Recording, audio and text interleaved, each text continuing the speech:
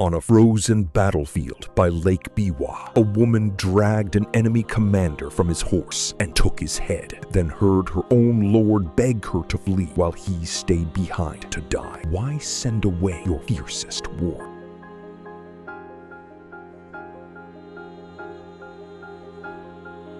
She rode into her final battle, holding an enemy's severed head. Some say she never existed at all. So how did Tomoe Gozen become Japan's most legendary female warrior? The year is 1180. Japan is being torn apart. Two warrior clans, the Taira and the Minamoto, are locked in a war that will decide who rules the country. Among the Minamoto commanders is a young general named Yoshinaka, cousin to the war's eventual victors. And riding at his side, in full armor, with bow and blade, is a woman the Chronicles call Tomoe Gozen. The Tale of the Heike, Japan's Great War Chronicle, describes her in striking terms.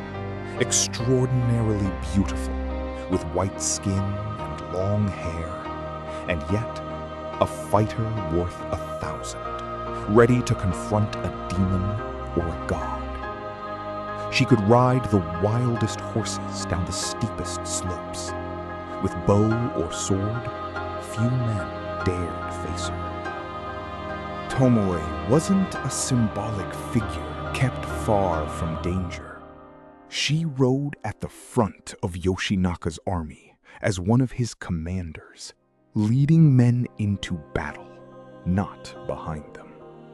In an age when women were expected to remain inside castle walls, she stood in the open field, armored, armed, and utterly unafraid.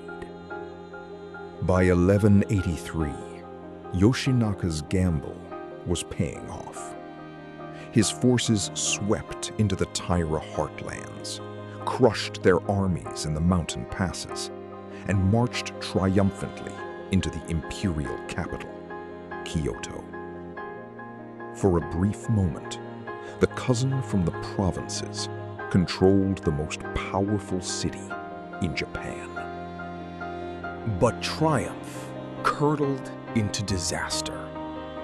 Yoshinaka's soldiers looted the capital, alienating the court that had once welcomed them. Worse, his own cousins, Minamoto no Yoritomo and his brilliant younger brother Yoshitsune, saw a rival, not an ally.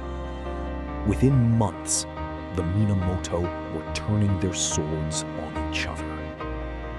In early 1184, Yoshitsune led an army south toward Kyoto, not to fight the Taira, but to destroy his own cousin.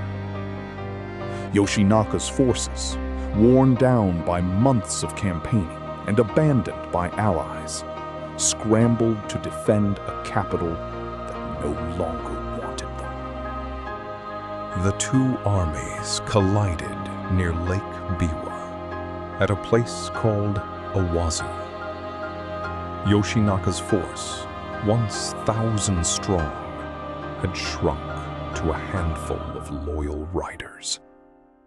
Among them, refusing every order to flee, was Tomoe Gozen, mounted, armored, and ready to die beside the man she served. As the battle collapsed around them, a famous warrior named Onda no Hachiro Moroshige rode at her, boasting of the trophy her head would make. Tomoe spurred her horse alongside his, seized him by the collar, dragged him from his saddle, and took his head as her own. Then, Yoshinaka turned to her, not with an order to fight, but to live. "It would shame me," he told her, "to die with a woman at my side." He commanded her to leave the battlefield while she still could, to carry his name forward, even if his body would not survive the day. Tomoe rode away. Minutes later, surrounded and exhausted, Minamoto no Yoshinaka was killed, struck down in a frozen rice paddy. The dream of ruling Japan ending in mud and blood on the last day of his brief reign over Kyoto. And then Tomoe Gozen simply disappears from the war record. No triumphant return, no recorded death in battle. The greatest female warrior of the Genpei War vanishes from history at the exact moment her story should have continued. Later legends tried to fill the silence. One account claims she became a Buddhist nun, praying for Yoshinaka's soul until her death. Another insists she was captured, married to a rival samurai who admired her courage, and bore him a son who became a famous warrior in his own right. A darker version says she drowned herself rather than live without her lord. Here's the strangest twist. Many historians aren't even certain Tomoe Gozen existed. She appears vividly in the tale of the Heike, a literary chronicle written generations later, but almost not at all in the more contemporary historical record, the Azuma Kagami. That absence has fueled centuries of debate.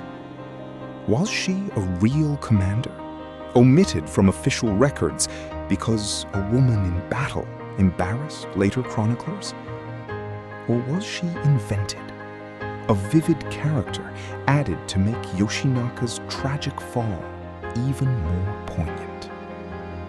What we do know is that Tomoe Gozen wasn't an isolated fantasy. Female warriors, Onna-Musha, appear throughout Japan's early medieval wars, trained in spear and blade to defend their households when the men marched off to fight. Whether or not Tomoe herself rode at a wazoo, women like her almost certainly did.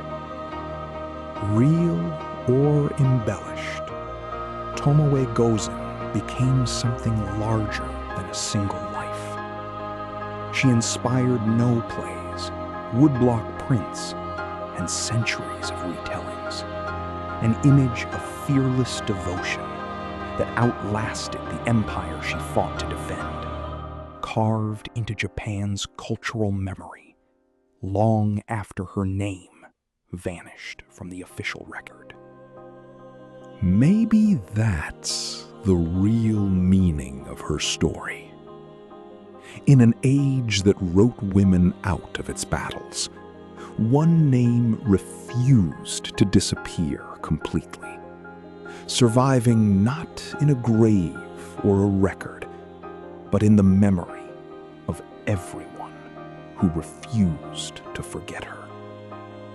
Next time on Samurai Chronicles, a warrior who fought in over 100 battles across 40 years of war and never once suffered a serious wound. They called him the Demon of Tokugawa's army. How does a man survive 100 battlefields without bleeding? That story is next. If Tomoe Gozen's story moved you, the warrior who refused to be forgotten, subscribe to Samurai Chronicles for new episodes on Japan's greatest figures every single day.